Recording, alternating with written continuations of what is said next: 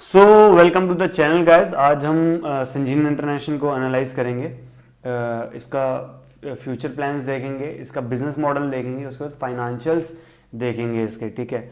और उसके बाद एंड में सरप्राइज भी रखते हैं आपके लिए, ठीक है। सो ओवरव्यू करें कंपनी को तो कंपनी जो फाउंडेड हुई थी वो हुई थी 1993 में। हेडक्वार्टर बेंगलोर में था। सीईओ हैं जोनाथन हंट। सब्सिडरी कंपनी है ये बायोकॉन की। बायोकॉन इसकी पेरेंट कंपनी है। की सर्विसेज जो ये सर्विस देती हैं वो है drug discovery, drug development, manufacturing services, dedicated R&D, ठीक है। तो आगे देखते हैं हम why it's not working.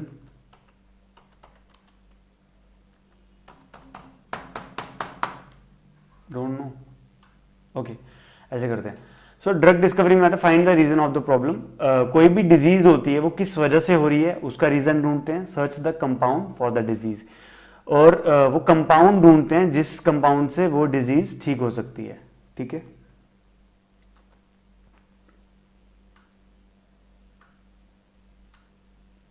So drug development में आते हैं। ड्रग डेवलपमेंट में क्या होता है, पहले ड्रग की डिस्कवरी करी, उसमें कंपाउंड्स ढूंढे उन्होंने। जैसे आप देख सकते हो यहाँ पे 5,000 टू 1,000 कंपाउंड या 10,000 कंपाउंड जितने भी है ढूंढते हैं। उसके बाद प्री क्लिनिकल, क्लिनिकल होता है। उसके बाद मार्केट में अप्रूव मिलता है। मार्केट में मेडिसिन डायरेक्ट नहीं आती बिकॉज उसके कोई भी साइड इफेक्ट हो सकते हैं। सो पहले उसको प्री क्लिनिकल होता है, उसमें टेस्ट ट्यूब्स वगैरह में उसको टेस्ट किया जाता है। उसके बाद एनिमल्स पे टेस्ट होता है। उसके बाद ह्यूमन बॉडीज पे टेस्ट होता है। तो फेज 1, फेज 2, फेज 3 में ह्यूमन बॉडीज पे टेस्ट होता है। उसके बाद उसको अप्रूवल मिलता है, फिर वो मार्केट में आती है। बट इसमें एक इसका फ्लॉ है कि ये ना 4 to 7 ईयर प्री क्लिनिकल में लगते हैं इसको, ठीक है। क्लिनिक डेवलपमेंट में अगर आप देखोगे ऑलमोस्ट 8 ईयर्स लगते हैं इसको, और 6 to 7 मंथ इसमें लगते हैं अप्रूवल में। सो ऑलमोस्ट 10 to 15 ईयर्स का ये प्रोसेस है, विच इज लॉन्ग प्रोसेस। तो इससे मैं आपको अभी बता देता हूँ क्या होता है। इससे इनके प्रॉफिट जो है उसमें भी फ्लक्चुएशन हो सकती है। बिकॉज अगर किसी प्रोसेस को 10 to 15 ईयर्स लग रहे हैं, आगे हम समझते हैं, वैसे आगे समझते हैं। सो मैन्युफैक्चरिंग सर्विसेज अगर हम इसकी देखें तो क्या है, स्मॉल मॉलिक्यूल्स। स्मॉल मॉलिक्यूल्स में आ गया कैप्सूल्स, टैबलेट्स, ये सब आ गया, पैरासीटामोल जैसे आप लेते हो, ठीक है। लार्ज मॉलिक्यूल में इंजेक्टेबल जो इन्फ्यूज किए जाते हैं बॉडी में, वो आ गया जो कंपनी मैन्युफैक्चर करती है। क्लिनिकल सप्लाई जो ड्रग डिस्कवरी में प्रोडक्ट चाहिए होते हैं, मटेरियल चाहिए होता है, वो कंपनी मैन्युफैक्चर करती है। तो सेगमेंट वाइज इसका हम रेवेन्यू देखते हैं। ड्रग डिस्कवरी से आता है 30%, ड्रग डेवलपमेंट से आता है 25%, मैन्युफैक्चरिंग सर्विस से आता है 35%, डेडिकेटेड R&D सेंटर से आता है 10%। सो हमने R&D के बारे में नहीं पढ़ा। Oh I am so sorry, actually मेरा कीबोर्ड वर्क नहीं कर रहा, सो मैं माउस यूज कर रहा हूँ, तो उस वजह से ये स्किप हो गया। हम डेडिकेटेड R&D के बारे में देख लेते हैं। डेडिकेटेड R&D में क्या होता है, suppose I need a infrastructure अपने हिसाब से, तो ये क्या करेंगे, क्लाइंट के हिसाब से इंफ्रास्ट्रक्चर क्रिएट करके देते हैं क्लाइंट को। इफ क्लाइंट नीड्स साइंटिस्ट तो साइंटिस्ट भी प्रोवाइड करवाते हैं। So this is the business, ठीक है। और आगे हमने देखा ही इसको 10% रेवेन्यू इसका आता है R&D से। सो अब मैं आपको बात कर रहा था जो सेकंड वाला प्रोसेस है ड्रग डेवलपमेंट में, उसमें एक प्रॉब्लम ये है कि वो 10 to 15 ईयर्स का प्रोसेस है, और वहां से इसका जो रेवेन्यू जनरेट होता है वो 25% जनरेट होता है। तो इसके जो प्रॉफिट्स जो हैं वो थोड़े से फ्लक्चुएट रह सकते हैं, वॉलेटाइल रह सकते हैं, कभी कम कभी ज़्यादा, ऐसा हो सकता है, ठीक है। मैं ऐसा नहीं कह रहा कि ऐसा होगा, बट ऐसा हो सकता है बिजनेस को देख के। सो इनके जो क्लाइंट्स हैं वो आप देख सकते हो। कंज्यूमर प्रोडक्ट्स में हिंदुस्तान यूनिलीवर इनका क्लाइंट है, ठीक है। Johnson and Johnson, animal health में मर्क। सो बड़ी बड़ी कंपनीज हैं। इसका एक सीन है कि ये ना इसको रिपीटेड ऑर्डर्स भी आ रहे हैं। सीन नहीं है, मतलब बात यह कि इनको रिपीटेड ऑर्डर्स आ रहे हैं, विच इज़ गुड थिंग, ठीक है। आप कहीं भी खाना खाने जाओगे, आप कहीं भी एक्सप्लोर करोगे फूड को, आप दूसरी बार उधर तभी जाओगे जब आपको वो फूड अच्छा लगेगा, ठीक है। So company is doing good, that's why उनको रिपीटेड ऑर्डर्स आ रहे हैं, और वो भी इतनी बड़ी बड़ी कंपनीज से। उसके बाद हम फ्यूचर ग्रोथ प्लान देखते हैं कंपनी के। So expansion in biologics. So biologics को हम अगर शॉर्ट टर्म में समझे तो क्या होता है, suppose you need a mango in winter season. अब आपको आम चाहिए विंटर सीजन में, तो कैसे आएगा।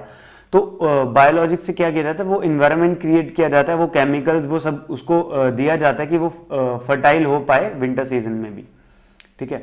और बायोलॉजिक्स में अगर मेडिसिन की बात करी जाए तो ये होता है कि लिविंग माइक्रोब्स होते हैं, उससे वीकन फॉर्म ऑफ बैक्टीरिया कह सकते हैं, वो आपकी बॉडी में इन्फ्यूज किया जाता है, वो आपकी बॉडी में एंटीबॉडीज क्रिएट करता है ताकि जो भी आपको प्रॉब्लम है, जो भी डिजीज है, उसके अगेंस्ट वो एंटीबॉडीज क्रिएट करे और उस डिजीज को ठीक करे। और ये एक बहुत सेफ तरीका भी है और बायोलॉजिक्स की डिमांड वर्ल्ड वाइड बहुत ज़्यादा है, इसीलिए संजीवन इंटरनेशनल एक्सपैंड कर रही है बायोलॉजिक्स में, ताकि वो ग्लोबल जो डिमांड है उनको मीट कर सके।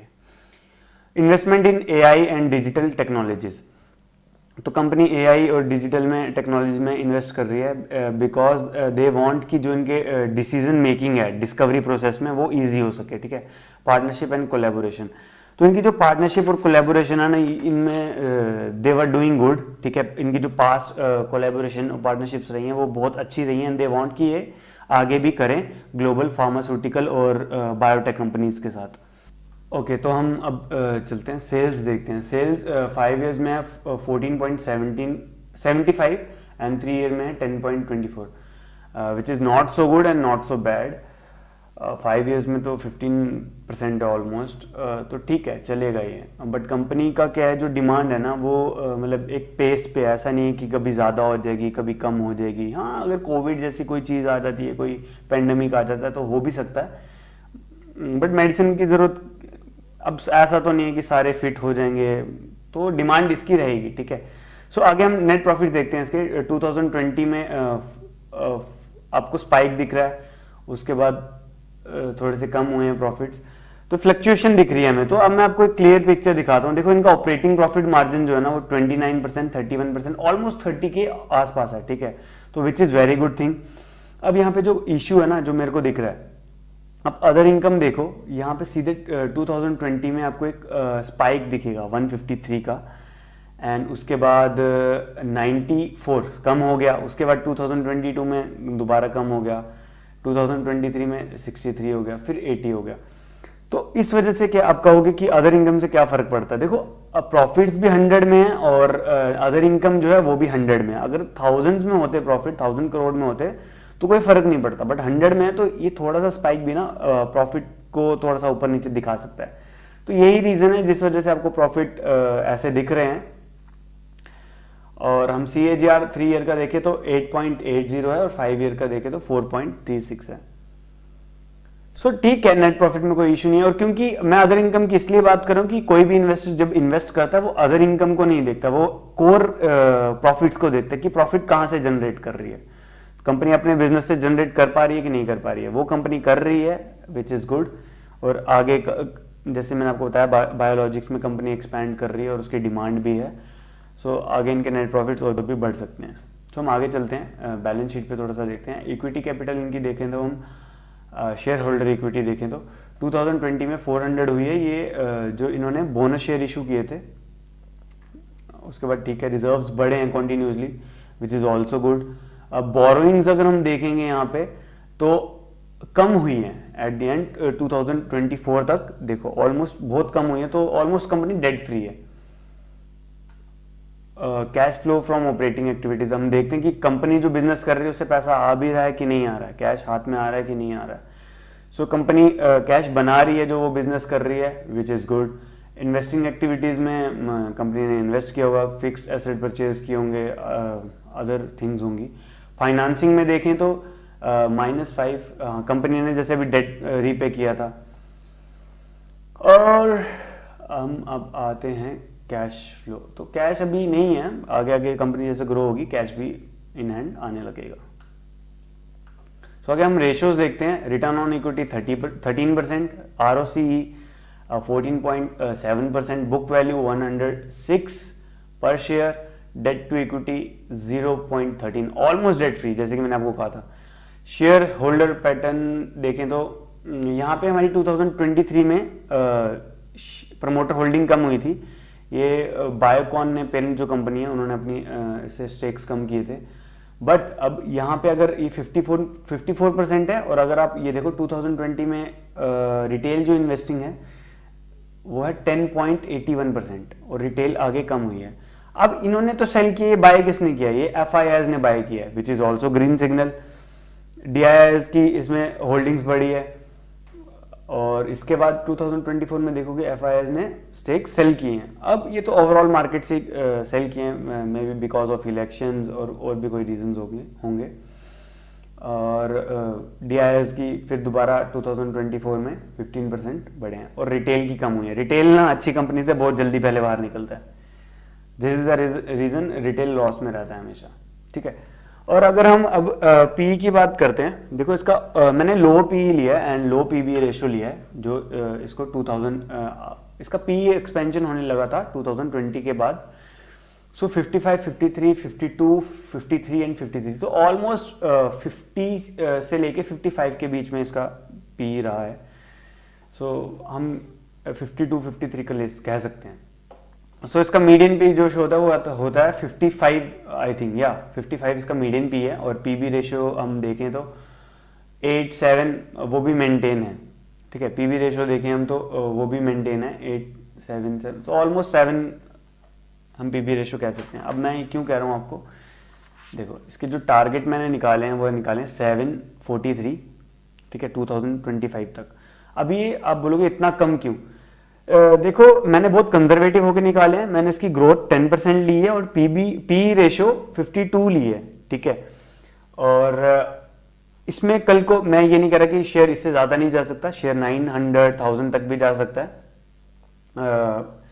अभी कम मैंने थोड़ा कंजर्वेटिव होके किया है, मार्केट के फ्लो के हिसाब से पी एक्सपेंड हो सकता है, इसका पी एक्सपेंशन हो जाए, फिर उसके बाद क्या पता कंपनी 15%, 20% ग्रो कर जाए, तो हम क्वार्टरली इसके टारगेट हम चेंज कर सकते हैं, ठीक है।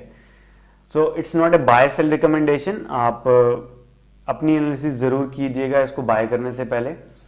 सो ओके गाइस, हम एक बार चार्ट देख लेते हैं इसका।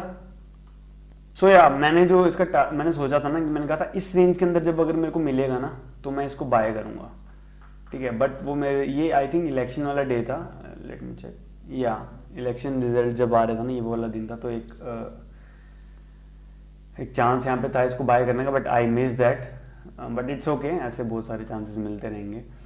सो इसका अगर हम देखें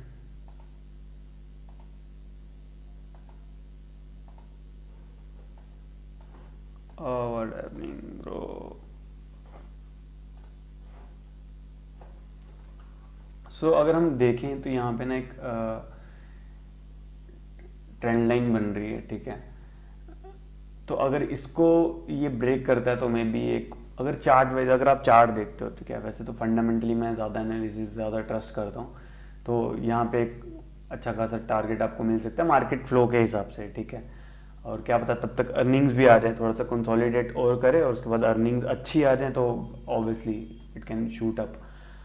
सो that's it for the day.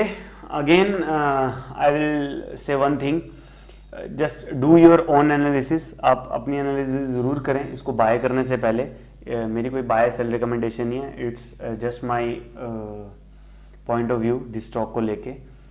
So that's it, bye bye and please do subscribe.